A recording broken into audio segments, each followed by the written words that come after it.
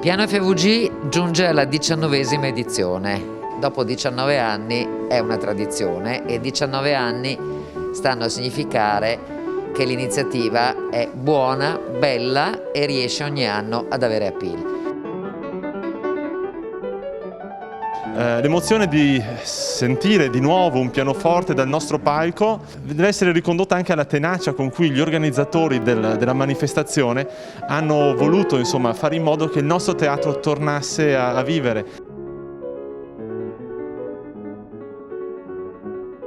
Il Comune di Sacile è lieto di accogliere questa 19ª edizione del concorso pianistico internazionale del Friuli Venezia Giulia. La musica continua ad andare avanti, il Teatro Zancanaro è un luogo nel quale la promozione della musica continua ad essere presente e quindi il ringraziamento e l'in bocca al lupo a tutti i professionisti pianisti che si cimenteranno e si stanno cimentando per questa splendida iniziativa.